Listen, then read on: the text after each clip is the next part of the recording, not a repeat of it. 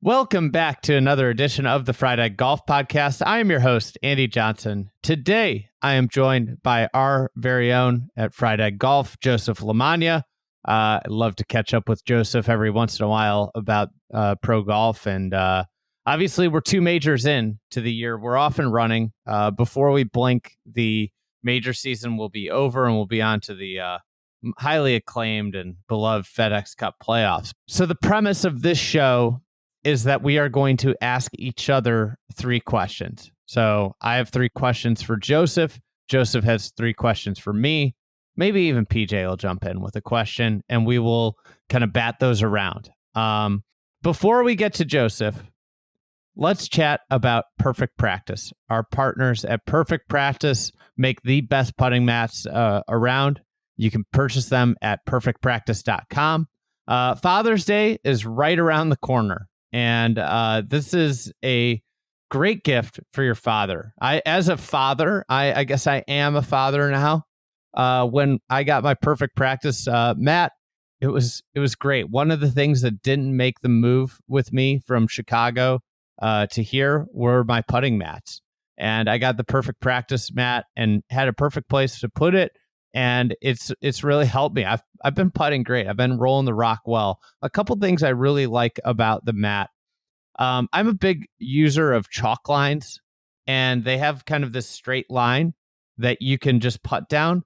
The other thing I always love using as a training tool was a yardstick, and it feels really similar to that. Like my belief, if you could just roll a ball down the yardstick, you're gonna hit really good putts, and their line does that. The other thing I always liked as a kid, they had those small holes. They kind of like came about when I was coming of age in my youth years, and I always liked putting into those. So one of the things that they have on the Perfect Practice putting mat is a bigger hole and a smaller hole. I like putting into the smaller hole. Then it makes that bigger hole, the actual size hole, feel really big. So, anyways, they have a Father's Day sale from May 28th through the 21st of June.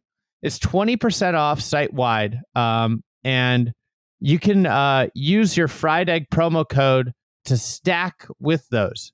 So if you use the promo code Fried Egg, you get 15% off. If I'm reading this correctly, you can stack their 20% off code with the Fried Egg code, get a bonanza of percentage off online at perfectpractice.com. The other thing you can do is you can go to Dick's Sporting Goods and other retail stores and buy this there. I think I would recommend going with the online because of your percentage off. But if you just can't wait to get it after listening to me talk about it, you can run over to Dick's. Anyways, that's perfectpractice.com. Use the promo code Fried Egg for 15% off. And if you stack those things, it's a good deal. I might buy another one. Put one out in the front yard and create a neighborhood putting green. All right, thanks. Let's get to Joseph LaMagna.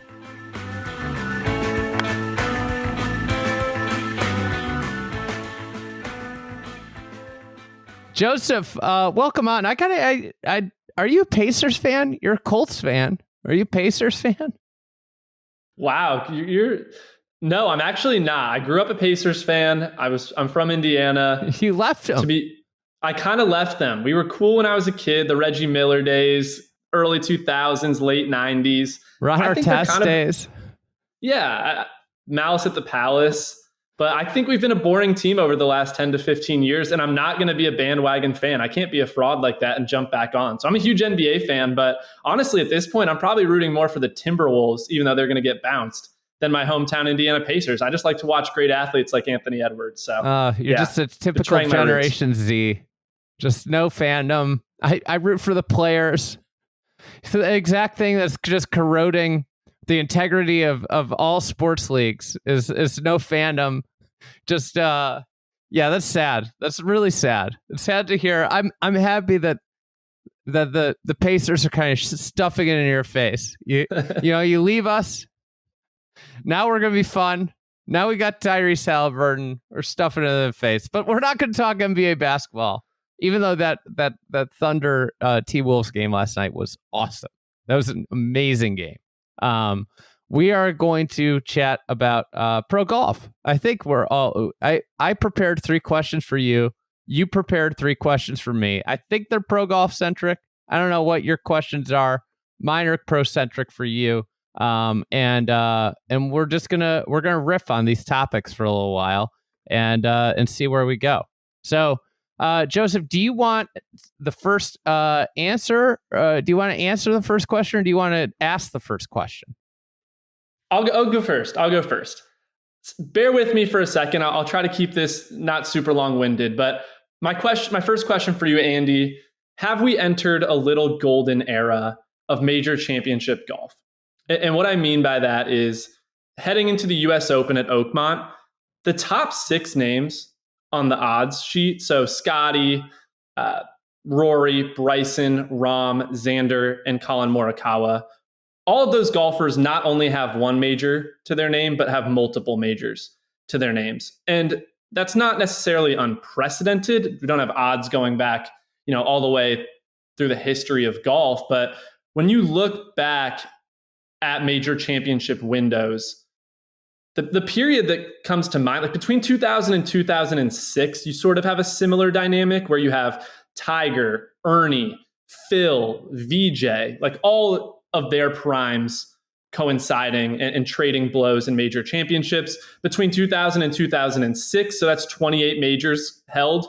That subset of names wins 16 majors. Maybe if you include somebody like Retief, he picked off 2, so that gets you to 18. Harrington's in there too. Yeah, he picked off 3. Harrington's in 2007, 2008. So that's, yes, worth calling out. But then after that period of 2009 to 2022 and sort of 2023, almost every year you have like a one-hit wonder type of golfer. There's a couple years where it's like 2014, you have Rory twice, you have Keimer who wins a second, and you have Bubba who wins a second. But Keimer and Bubba aren't that like Hall of Fame class player that somebody like a Colin Morikawa, John Rahm, Bryson, those names are. So I do think we are in a rare period where the top contenders, it is very likely over the next 3 to 4 years, we have all these golfers in their primes. I would be surprised if they aren't winning half of the major championships. And then before that, just I guess for a little historical context, the other period that I see that's sort of like that is kind of the 70s and the 80s, where you have a lot of those Trevino primes overlapping, Jack Nicklaus, Tom Watson, Seve, Gary Player, Ray Floyd, Hale Irwin, like a lot of those golfers' primes overlap. But you have these cycles in golf where a lot of generations, there are windows and there are overlaps. And we are in one right now where we have 6, 7, if you include JT, great golfers with multiple majors under their belts, entering each major as, that top 5 to 8 set of favorites. You got a smile on your face. Where are you going with this? I'm just wondering if there's a question. Do you think we've entered a golden era of major championship golf? Seems like you laid out the case for me. I don't have to, Well, but I think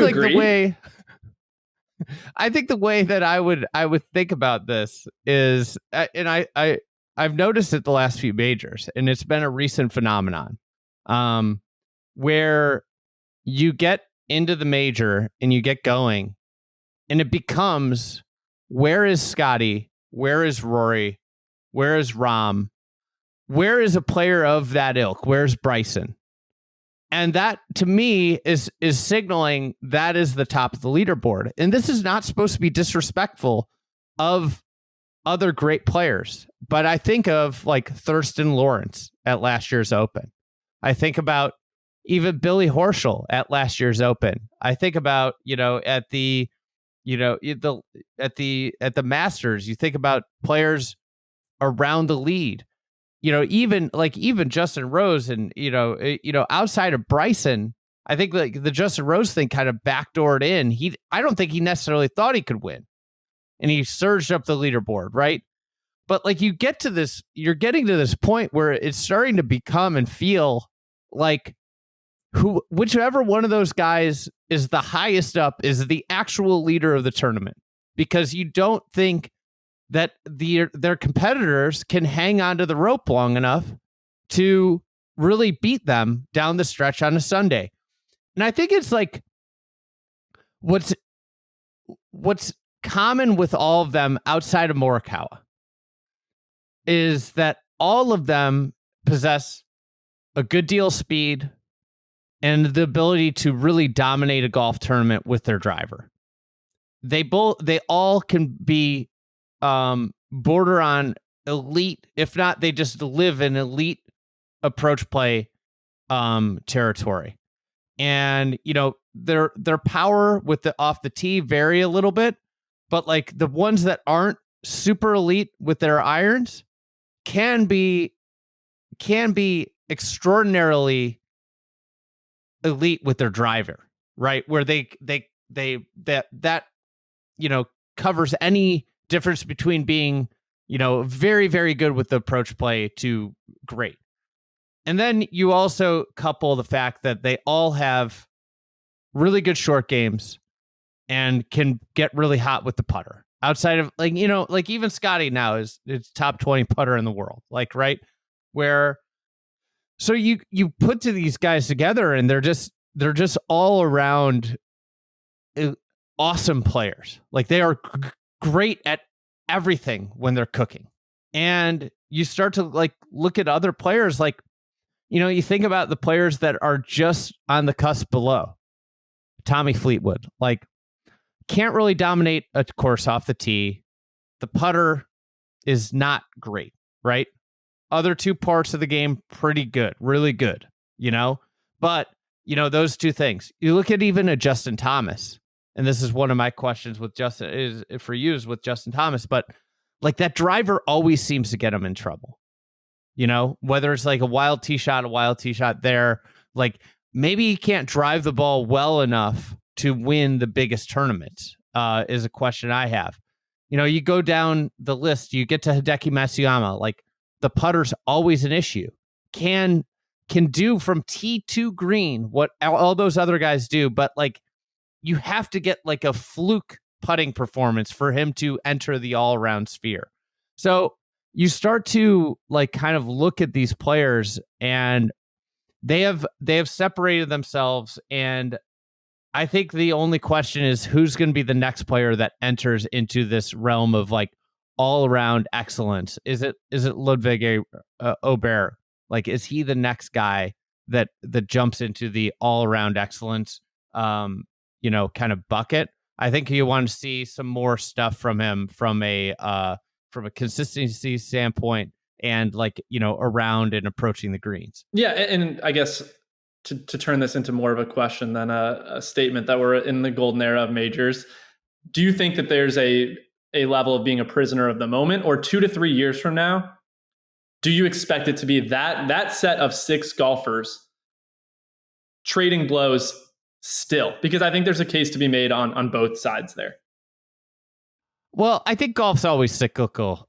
So much of what you look at changes quickly. And the best way to look at this is the best way to frame it is the 2021 US Ryder Cup team, where you look at that team and it's oh my God, this team is stacked.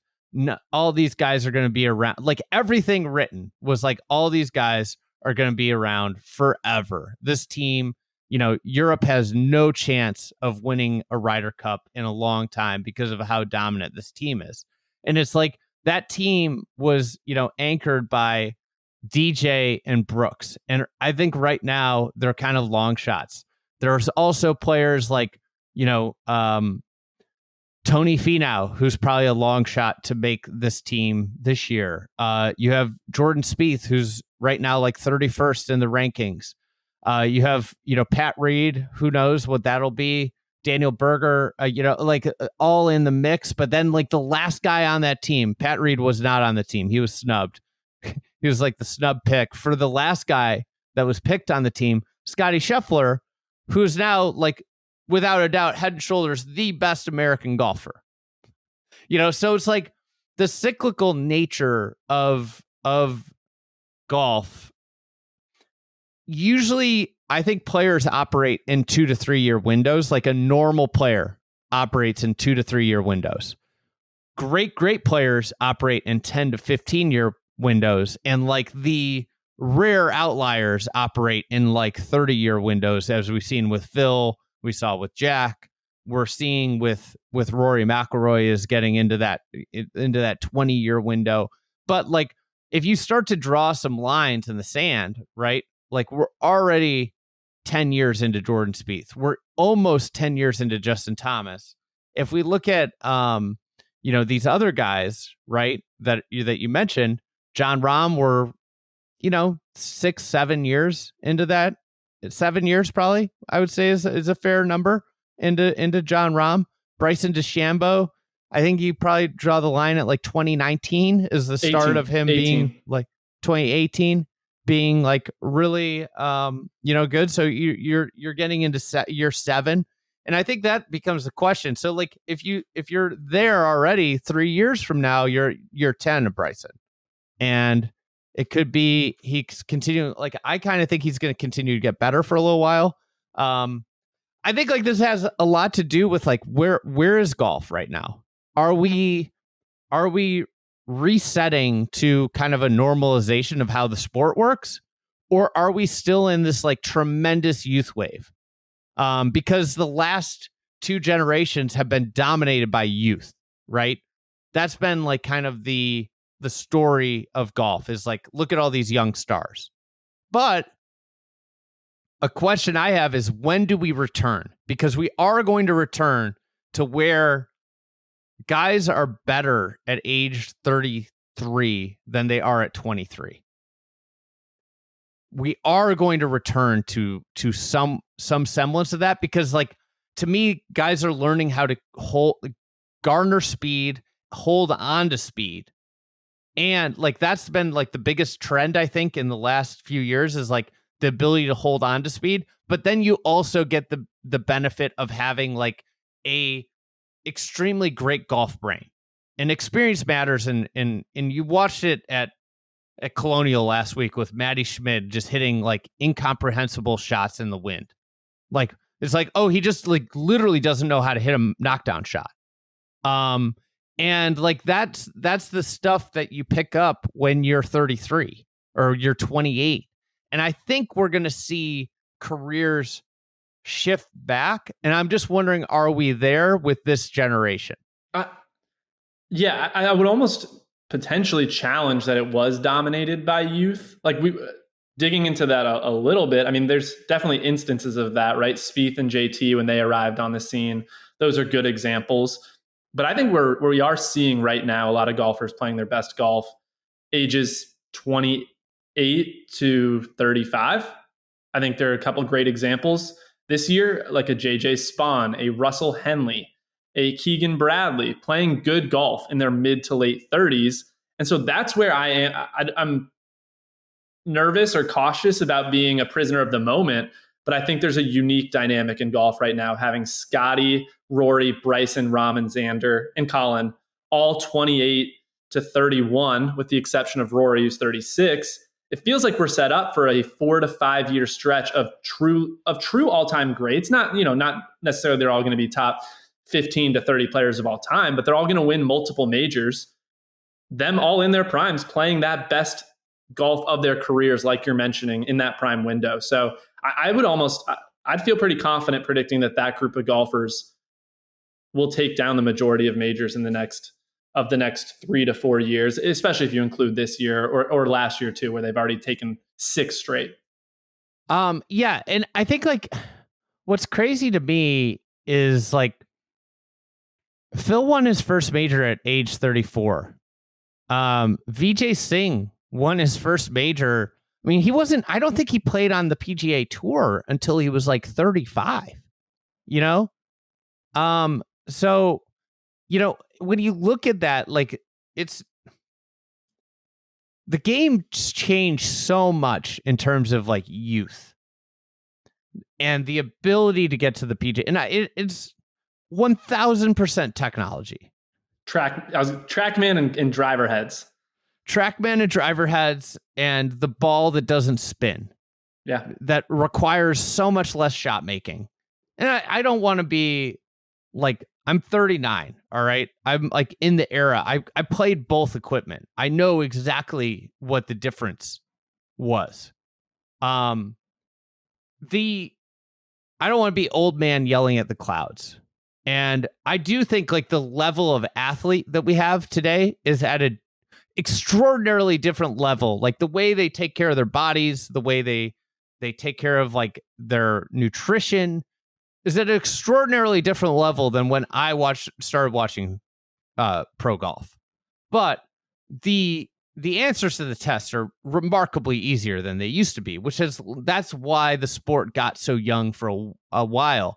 But I'm wondering if we've hit like a kind of a cap of where, for now, how it's not getting easier for the college kid now than it was for the college kid 8 years ago.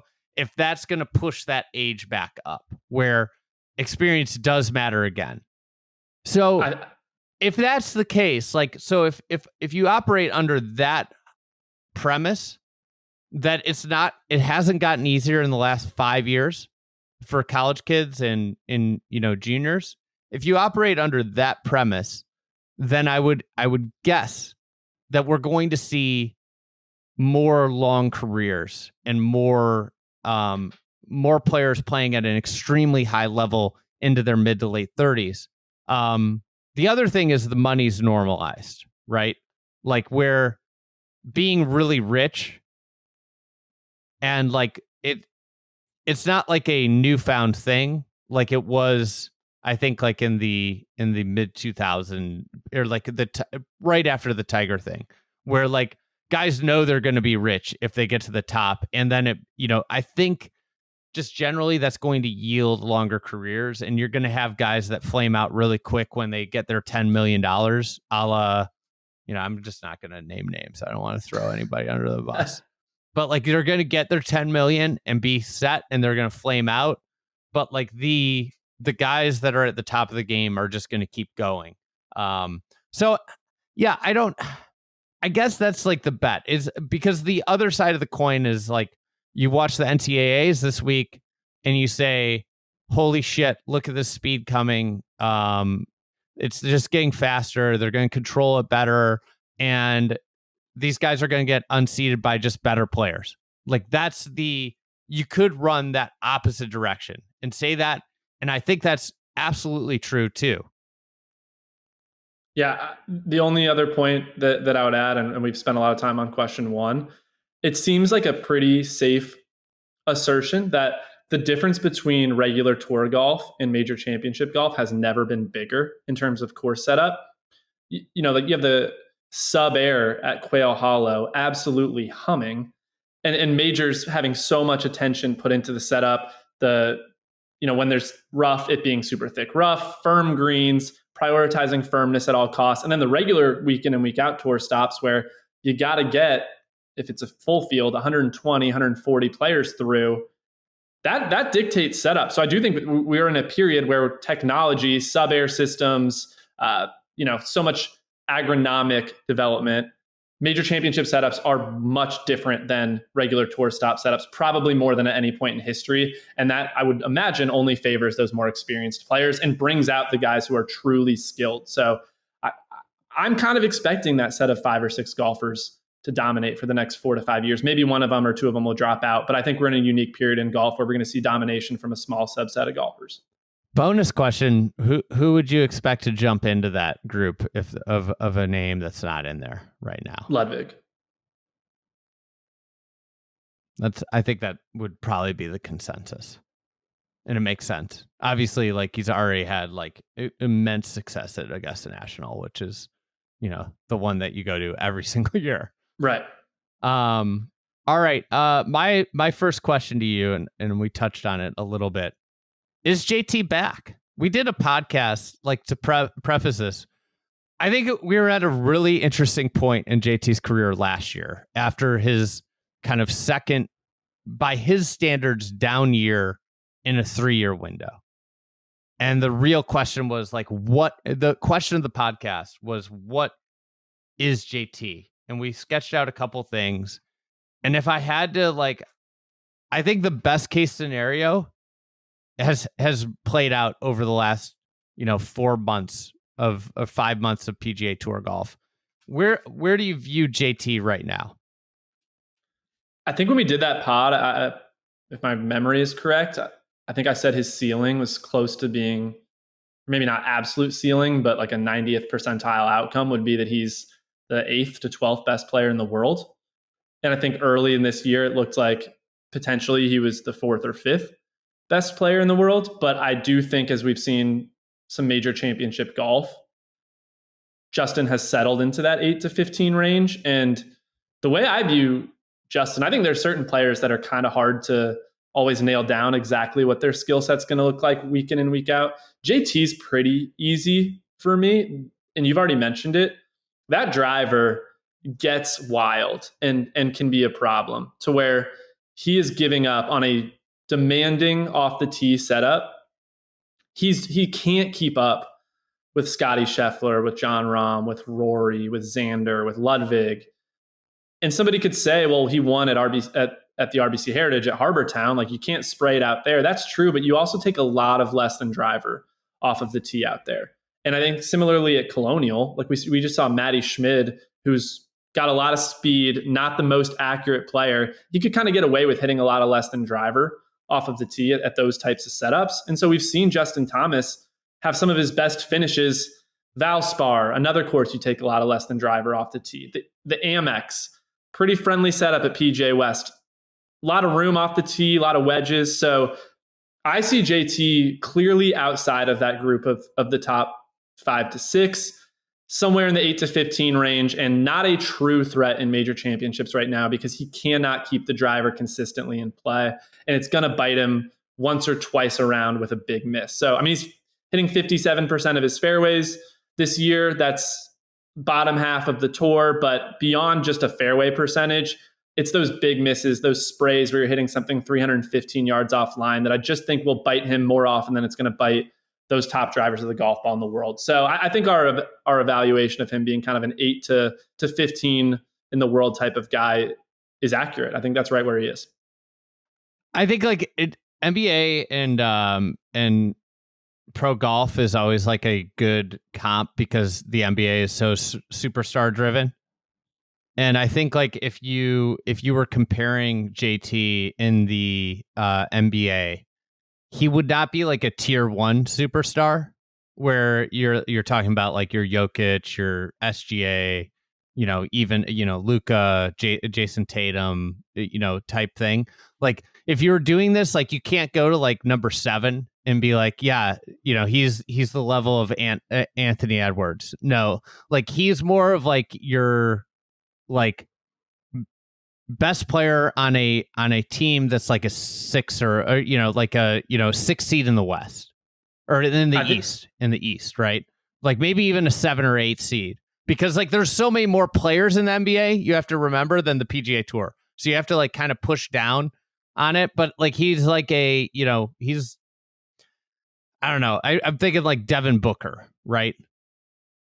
Can't carry a team, but like he is, it's like the quintessential thing about JT is like, it's been so puzzling why he hasn't played well at Augusta National, but you listen to then Scotty Scheffler talk about Augusta National, and he talks about like how precise you have to be off the tee, even though there's a lot of space.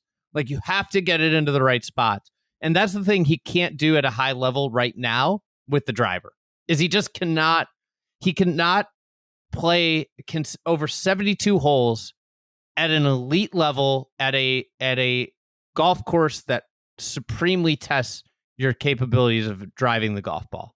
And that's the difference right now between him being way up there, because the putter is as good as ever been. And I think like one of the other things that I really respect about JT, and something I was thinking about, is like, I've seen his dad around way less this year. And I think like it's always so good when a player takes ownership of their golf swing. And I think Xander, like if you go down the list of the best players in the world, like Randy Smith is there, but like Scotty has the ability to self-correct, as we saw during the PGA. Like that was all like ownership and knowing your swing. Rory McIlroy never has a coach really around, right? Like maybe Faxon on the greens, but like Michael Bannon, he works with him like siloed off, week of a tournament, no coach around. Bryson DeChambeau, like he has worked with instructors. There's Mike Shy, there's Chris Como he's worked with, but week of a tournament, no coach around. He owns his game. John Rahm, similarly, owns his swing, owns his game. Nobody's like, you don't like, to me, there is something about like that self-reliance, not being able to turn around, point the blame, that brings a different level of golfer out. Really the only player that like has made a lot of waves about, that we just talked about at the top level with like their coach is Colin Morikawa, who's like kind of jumped around coaches for a while. But outside of that, like the story on the course with those guys is never about like what their instructor's doing. And I think like more players on the PGA Tour should look at that, because like Justin Thomas, he's really, I think, reinvigorated his game, and nothing like for years, the story was always Mike Thomas. Like, oh, there he is with his dad. Same thing with Xander. Xander went to a new level. The more obviously he was working. I think it was with Chris Como too. Yeah. But like he's taken like there's this idea of owning your golf swing that I think gets underlooked by like the ability, like these guys can have a coach with them all the time and it becomes a crutch. It becomes you reach the highest level that you can be in the sport when you are self-reliant from an instruction standpoint. And I think like all those top guys, like they could go to a tournament without their swing coach and be perfectly fine. And most of them do. Probably, definitely an especially relevant point with Augusta National, where there is limited coach access, but inside the ropes, which golfers have talked about, that it is a different. I've heard some guys complain about that you can't have your swing coach with you. And if you're a golfer who gets, obviously they're all very routine oriented. If you get thrown off by that, it could impact your performance. So I do think that's a relevant point. Andy, I guess to zero in a little bit, where are you exactly with JT? Like I would say at a setup like Oakmont, very driver heavy, can't completely spray it. I'm pretty comfortable saying that Justin Thomas is not a threat to win that golf tournament, the same way I really didn't feel particularly positively about him entering Quail Hollow, another driver heavy, total driving test examination. So I don't think he's too much of a threat to win at Oakmont. Where are you on that? I think I'm in a similar vein. For him to win a major championship, I think the rest of this year, and you go extend into next year, like Aronimink could be a golf course where he might be able to get away with driving it a little so-so, right? But particularly Oakmont, like he just would have to have the best driver week of the year, which is not inconceivable. That can happen. He can get, if he got into a rhythm and felt really good about the driver and had maybe one or two big misses, he'd be okay. The other thing, I think there's like enough space at Oakmont. Like they've, but like the reality, one thing Oakmont could do is it could, if he drives it well, he's got to drive it really well.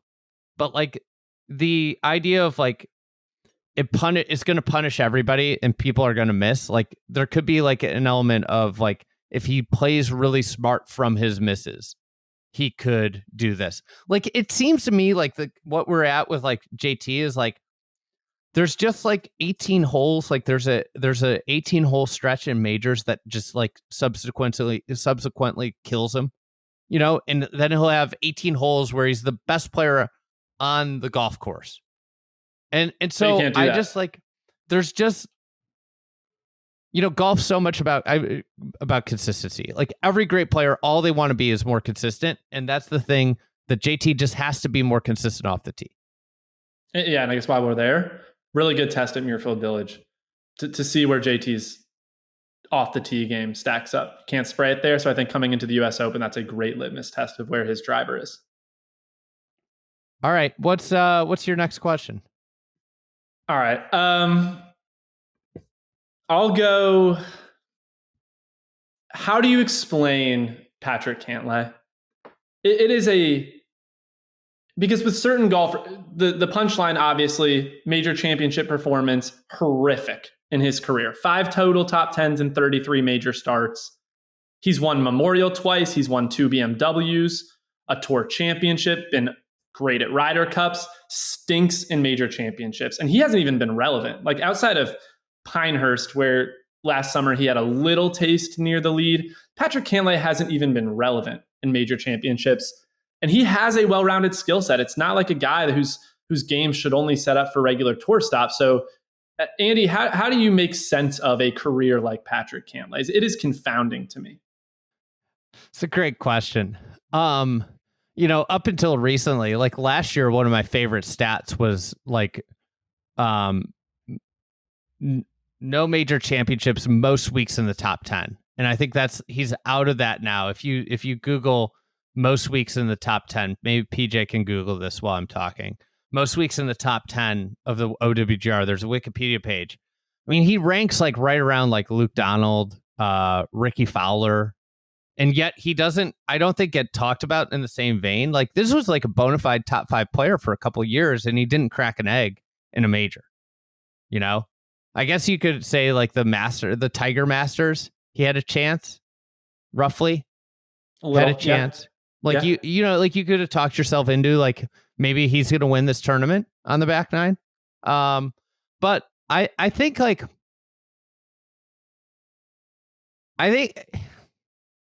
he's accomplished a lot of other stuff. He's had a crazy career in terms of like age 19, back injury, personal tragedy, like back injury that almost like, I think in the Ryan Lavner piece that he wrote about, his comeback right when it came out, it was a great piece to like revisit probably 8 years ago.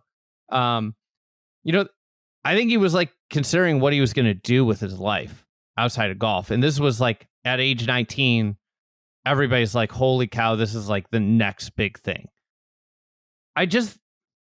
Some of it I would chalk up to variance. Like sometimes you just don't play your best golf the week you have to. And one of the hard things about pro golf is that there's 4 weeks a year, as we're talking about Patrick Cantlay, that really define your career. And he hasn't done it in any of those 4 weeks. Like to an extent of like 1 or 2 performances where you're like, okay, like maybe he could do that. There's been like 2 majors where you walk away with like, okay, Patrick Cantlay can win a major.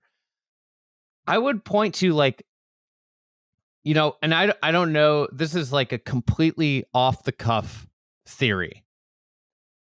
He's been an incredible driver of the golf ball without incredible swing speed.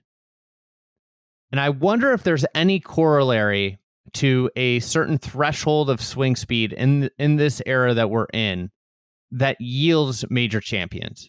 And like when I think about that, like specifically swing speed, where swing speed is going to help you the most is when you drive it off the fairway. It is, and also where swing speed can help you at the most is approaching really firm greens. Like that's going to give you the ability to hit that real towering iron shot into firm, tough greens. And one of the questions I have, and this is just theoretically based, is like, is Patrick Cantlay just like a really good golfer and never was a really great golfer, and PGA Tour setups don't really differentiate between really good golfers and really great golfers well? I think those are reasonable counter arguments, but then the pushback I would give is, well, first of all, Patrick Cantlay's got a sneaky amount of speed. Like he's a 180 ball speed guy this year. But like, I think it's not from swing speed. So that's from he just like he hits it so freaking solid, and he produces a lot of speed where he's optimized. Like I've always been so impressed with the speed he gets to with middle of the road swing speed.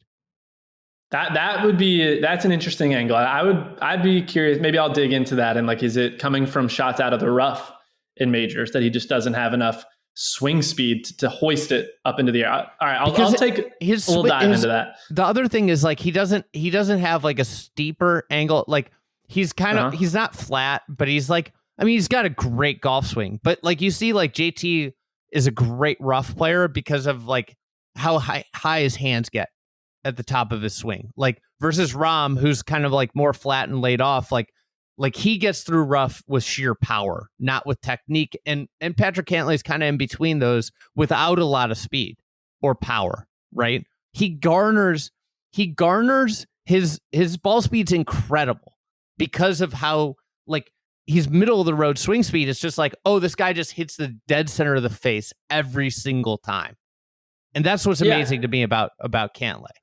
I like you're giving a concrete potential theory. I think, again, some of the pushback would be, well, he's won a couple big demanding setups. Like the two BMWs he's won.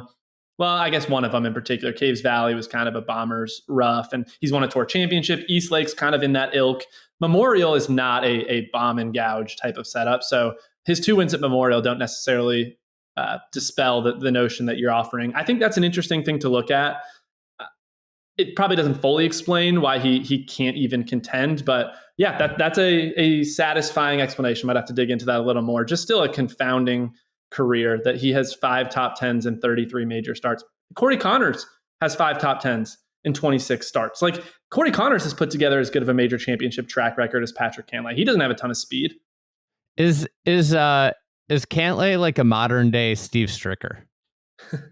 I mean, is Joaquin Niemann tracking like a Patrick Cantlay is like another, like it's kind of interesting to look at those differences. Yeah, Steve Stricker's an interesting name to throw out too. Yeah, where he played well at the Old Course in 2022. He obviously had the Masters in 2019. He was closer there. So 2019 PGA Championship, where was that at? 2019 is Bethpage. 2017, 2018 is Bellerive. So 2019 in 2018 he's played his best at the it looks like the PGA, really. But Bethpage he's way back, right? That was, Brooks indeed he wasn't super competitive. Yeah. I don't know. It's interesting to look at, right? Where he's played the best, where he's had the best chances. He played well last year at Pinehurst, T3. Non-competitive, though. Never. He was in it. He was kind of in it, right? He was playing with Rory on the final day. He was competitive, I guess, there. Sort of. Yeah, it never felt like he was going to win, but sort of. So, yeah, that's my second question. But that's a golf course without rough. Some people would argue it played pretty bomb and gougey. I would disagree, but yes, I'm with you. All right, what's your second question? My second question to you is non-Rory, Scotty, and we're going to say JT or Ludwig. Those are the 4 probably biggest name winners on the PGA Tour. Which winner on LIV or the PGA Tour should we be most excited about? I'm going to go Victor Hovland. And I should have taken him out too. Well, do you want me to change? Go to the FedEx Cup champion. The point was like of the non-household names, who should we be most excited about? Am I allowed to pick Sepp Straa? Yeah, you can take the tank. I'll take the tank then. He was my runner-up. Sepp Straa has kind of followed that career progression that you're talking about, right? A player who's gotten better and better now in his early 30s. He's won twice this year. AMX is, again, a softer setup and not the strongest field. The Truist was, that was the best players in the world. Obviously, you didn't have the LIV guys there, but that's a bona fide tough win that Sepp Straa took down. So I think obviously that the next step for him would be some major championship success and trying to get in the mix in this little runway of the prime of his career. Maybe that's going to be the next 2 years or so. I don't think Sepp Straa is going to go down as a Hall of Famer. So if we're following that, he's probably got a 2 to 4 year window of really good golf. Then he needs to do something in majors the next couple of years. But especially as you look at the Ryder Cup, as I'm sure we'll talk about here shortly at Bethpage, and people that could be shining lights for Team Europe. I think what Sepp Straa has done is Has any golfer in the world this year, Andy, elevated his stature within the game as much as Sepp Straa has? I would argue Rory getting into the career Grand Slam. All right. That's like probably the most you could elevate your career. Okay, a little different, but okay. Yeah, I think like a couple players have elevated. Like Ben Griffin has elevated his career substantially, right? Does that feel as legit? No, it doesn't in the sense because like Sepp Straa is like a bona fide lock on the Ryder Cup team. It'll be his second Ryder Cup. You just start to think about like, I think like underrated career metrics are like numbers of Ryder Cup or President's Cup or teams that you play on, because it like showcases like, yeah, I was one of the 12 best Europeans for X number of years. Especially when you get to like 10-year gaps, like there aren't a ton of players. And like perfect point, Patrick Cantlay, like when you go down his list, like he's going to be on the team this year, assuming he's in the top 16 of points. He's like 12. He's right a lock. now. He's going to be on the team. But like you start to look at Patrick Cantlay to tie this back to like, he's going to have like an insane amount of international team appearances. Sepp Straa, I don't think like, and I think like major championship wise, like not every course is for Sepp, right? If you think about him, he's a big guy. He doesn't mash it though. And by like, he's made like it's almost like he's optimized his game for the PGA Tour and not necessarily his game for major championships. And I think that's like actually like a legitimate thing that should be talked about more, is that if you want to play your best in majors, does that mean you approach PGA Tour setups and the way you model your game? Maybe because like what Sepp's figured out is like he's dialed back speed. I think he's talked about this, and that's like finding fairways more. But like when it gets tougher, is that a good strategy? Yeah, I wouldn't. I'd probably push back that if you wanted to optimize for the PGA Tour, you'd throttle back your speed a little bit like that. There's certain setups where that's true, but I think the Rory, the Xander high speed is going to work everywhere, and especially in majors. So if there was a golfer who said, "Look, I want to," like that. Sorry, he doesn't start with like a high, like I don't think Sepp Straa is ever going to like be like a 185 guy, even if he said it. Without having his numbers up in front of me, I think he's probably living in the 173 to like 176 range, which isn't super slow, but it's not super fast. Like 180 is when you start to get to fast. He's not there. But yeah, I wouldn't, if a golfer said, I want to play really well in PGA Tour events, but not, I don't care as much about majors, I don't think throttling back the speed is necessarily a good strategy. But I hear you that's probably explaining some of the lack of major championship results. But he does have 2 top 10s in majors. They just haven't come in the last couple of years. It was in 2023. He's been in contention in big events. He won the Truist. He almost won that TPC Southwind, the Zalatoris playoff. So I think Sepp Straa is a top 20 player in the world pretty clearly, and could be a shining light for Europe in September. But if you're making me take Hovland off the board, I'll say Sepp Straa has been the most impressive non-top guy win. The Open was I think he was the only one that really ran outside. I mean, Rahm was just too far back, but Sepp was the one that he just made a few too many mistakes. He was really impressive in that Harmon Open win. All right, what's your last one?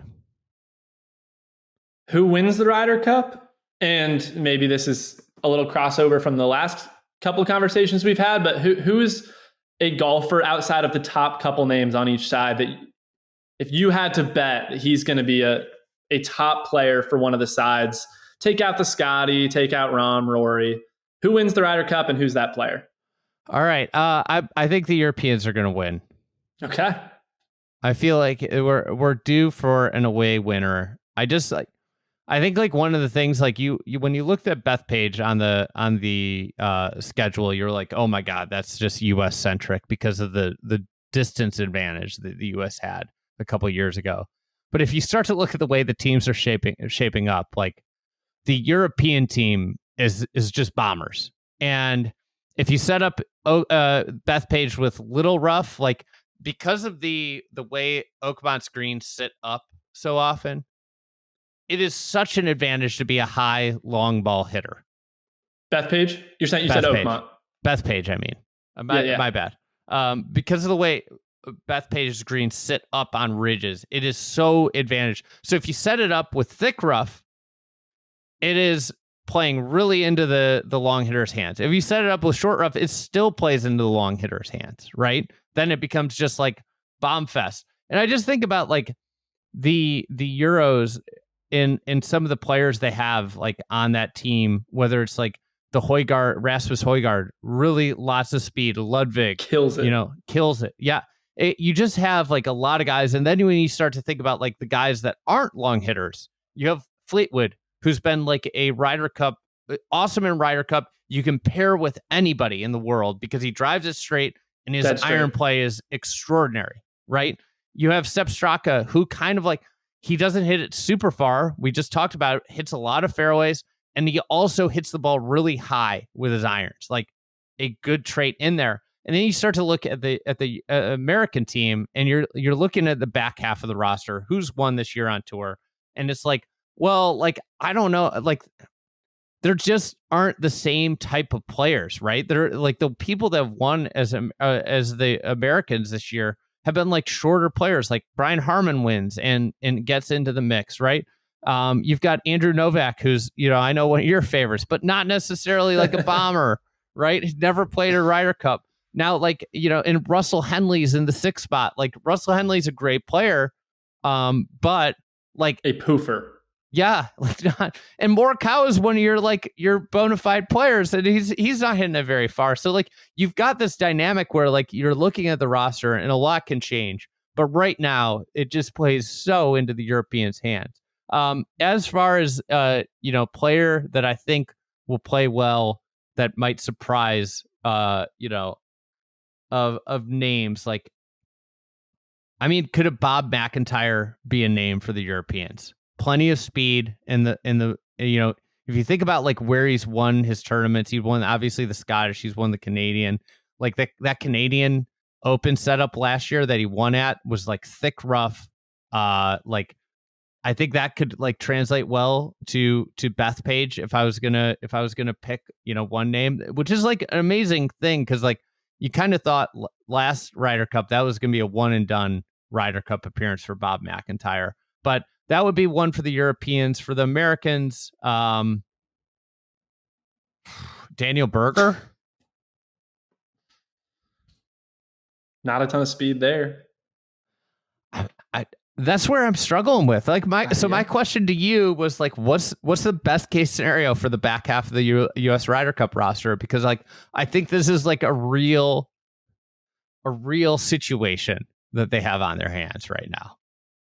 Yeah, I think the Team USA, the best thing they have working in their favor is time. That you need some of these Europeans to regress a little bit and hope that some combination of Brooks Koepka, Wyndham Clark, Sam Burns, and Tony Finau show a little bit of something over the next couple months. Because as you are alluding to, and it's one of the biggest stories of this Ryder Cup, Team USA doesn't have a ton of speed. And there's not really a way to set up Bethpage where you mitigate speed too much. Like we're talking, I think it's sometimes relevant to call out the exact speed that we're talking. Like Brian Harman and Russell Henley are like 168 ball speed. They are really short. And they're great ball strikers and they can play, but there's not a lot of speed on the American side. As you've mentioned, Colin Morikawa, one of the top guys, like he's like a 174, 175 ball speed guy. Russell Henley's going to be on the team, and he will be a fine contributor. But to me, the best possible outcome for Team USA, this is being held in September. It'd be nice if it was held next July. Like they need as much time as possible. Obviously, you can't delay the event. I'm not being serious about that, but you need Europe to cool off a little bit. Matt Fitzpatrick is sneaky rounding into form a little bit. Like Team Europe is taking shape. And Straka, all these guys, Hovland potentially a little rebound. Like Tyrrell Hatton's been a great player. So I'm with you. This feels like a coin flip. I mean, if you go further down the Europeans, like someone who's been really impressive on the European tour is Rasmus Nørgaard Pedersen. Nukes the ball like insanely long. Like almost all of the young guys and the European young players are very long, right? They are. Like you think about like both the Højgaards, like the rookies that they can bring in are just they're just different players than, you know, like Nicholas Nørgaard is another example. Very long. And your point, Bobby McIntyre, he's been excellent off of the tee this year, and he's got some speed. So yeah, I mean, he's like he touches like what 180 if I close to it. Yeah, I think he's like 179. Yeah, and that's right in there. That'd be at the top, which is crazy when you consider Whistling Straits, where we're at. And the big thing here is like, unless Brooks Koepka plays well and maybe both of the remaining majors, he's not going to be on the team. But like this is what you're talking about here is like really like replacement. Dustin Johnson and Brooks Koepka in 2021 were prolific off the tee players, like top of the world off the tee players. And effectively, what's happened is like you're replacing them with players like Russell Henley and Brian Harman. How nuts would things have to get for you to consider Dustin Johnson? He's playing horribly right now. Will say he's actually been pretty good off of the tee. I think there's almost no world where he ends up on the team. Whatsoever. What if he? I think he'd have to win. He has to win one of the two majors. If he finishes top 5 at Oakmont, are you like at least thinking about him as a fringe pick? I think he has to finish top 5 at the last. Like to me, like where Brooks, this is like it's not like my bar. My bar would be different than Keegan Bradley's bar because like the live like Bryson's in. Yeah. Bryson's without a doubt in, but that's because he's literally contended in every major except for the Open Championship the last year and a half, right? He's been in the mix. It's like that's what made it for Brooks or DJ or anybody else from Live, like Patrick Reed, who's won a Bethpage without speed, which is an important point. But for any of those players to be considered, they have to do insurmountably great things. I agree, but I mean, the Team USA is pretty desperate on the back end. I would not be considering Dustin Johnson right now, but it's a little bleak. It's going to be I don't mean to be disrespectful. It's going to be a Ben Griffin, somebody of that type of name. I mean, Spieth may not even make the team. I mean, Spieth's 31st in points right now. And some of those are handout points from signature events, sponsor exemptions that he'd be lower. So if we say Harris English, I think is like actually like a great player for that. He should be in. He's 7th on points. It's like we're in a world where Harris English is like, all right, that is like a guy that might be playing all 5. And he's got some speed too. He's got that 178. He's a flusher. He is a flusher. Like Harris English, great player for them. He won Torrey, which is like I think a pretty fair comp for Bethpage. Novak is probably in the way he's been playing. Not a ton of speed. He needs to do something in one of the next 2 majors. Let's just say we cut it at Matt McNeely at 9, who's a top 10 player in the world in the WGR. But anyways, we've got then Harman, Spawn, Cantlay, Griffin, Berger, Finau, Hoagie, Glover, Keegan, Wendy Clark, Billy Horschel, who's unavailable. That gets you to 20.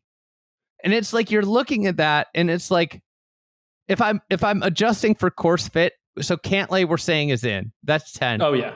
Then you got 2 spots. You get 2 spots. It's got to be like Finau and Wyndham Clark. I don't think you can take Wyndham Clark right now. He's been absolutely horrific. I think Finau, he's actually hitting it really well off the tee and is a good fit. He's been bad this year, pretty bad, but I would if my life depends on Team USA winning, and that's how you should view it if you're the captain of Team USA, I'd probably feel pretty good about having Tony Finau on the team. I think like there's no way you can go to Bethpage without him because of like just the sheer course fit. You need a player like him with your current roster makeup. And I mean, he has great short game. The putter can be, yeah. I think Tony Finau in most normal years should not be considered because his form is not anywhere close to what should be on the Team USA Ryder Cup. They should be stacked, but he's a legitimate consideration. I think Oakmont, Andy, is going to be an extremely important delineation between these Griffins, Andrew Novak, Tony Finau, some of those Spieth. Those guys have to make their case there. You know who could be the savior for the U.S. team? I think you're about to throw out an insane name. Michael Block? He's number 34 in the points. Cam Young. Perfect course fit. It's a good course fit for Cam Young. Never say never. Just needs to get hot for a couple weeks. Oakmont, well, he's going to win the Rocket Mortgage. So I don't know how much stock you put in the Rocket Mortgage, but he is going to win the Rocket Mortgage, maybe by 5. So if Cam Davis, he's got to beat down. He's got to look down the barrel at Cam Davis and take him down. Final pairing, if they play threesomes, it'll be Ricky Fowler, Cam Davis, and Cam Young split tees on Sunday at Rocket Mortgage, and I think Cam Young can make a good case. For anybody that hasn't listened to Joseph on this pod for the last couple of years, he has I would say, a fascination with the potential of Cam Davis and Cam Young. So less fascination over the last 12 months with Cam Young and a little bit more self-pity, but we might be back. We're showing some signs. All right, we'll leave you at that. Joseph, what do you got coming this week for your weekly column? Everybody should be checking it out. Every Wednesday, weekly column. The social charts always get people going. More people should read the column before commenting on the social chart. That's just a really fun internet exercise is to read the column and then read the comments on the social graph to see who didn't read the article and just has made a ridiculous comment. I kind of disagree, Andy, because part of what gets the social engagement is quick comments. You start to get the graphic starts to pick up steam in the algorithm. So I'm fine with people commenting right away and not necessarily reading the article. I hope they eventually read it. But if you want to fire a quick response to the graphic, I'm fine with that. I think this week I'm doing Team Europe, how they're shaping up right now for the Ryder Cup. So appropriate with this conversation, listing out who's on the bubble, who are the locks, and then a little memorial talk. Huge fan of Muirfield Village, so there'll be a little bit in there about that. Who's your favorite on the bubble name for the Europeans? I think a provocative one might be somebody like a Laurie Cantor, who will probably not make the team. But he's actually been a very good golfer over the last year. I don't think he's gonna be on the team.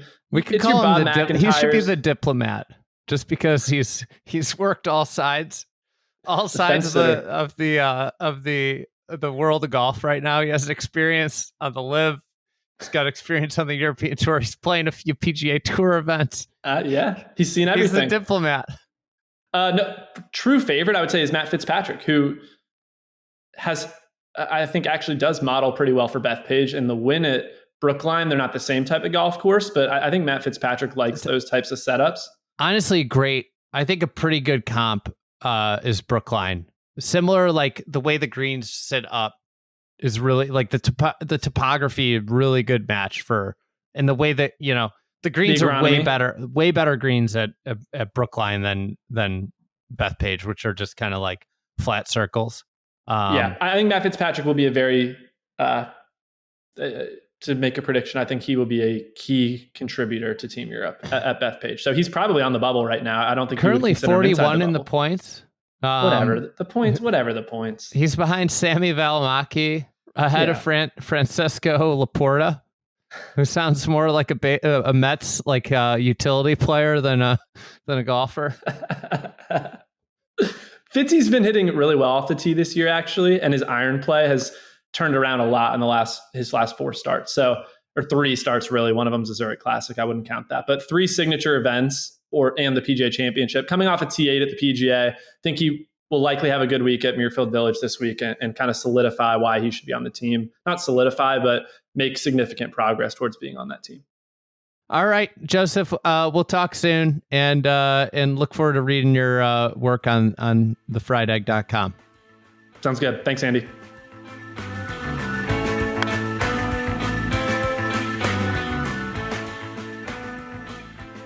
All right. Big thanks to PJ Clark for editing and producing this podcast. Also, big thanks to you guys for listening. We'll be back next week. We're going to do a big Oakmont. We're going to focus in on the golf course. So I'm excited about that. That'll be next week's show. And as we get, we're right there. We're basically at the U.S. Open again. Thank you. And we'll talk soon.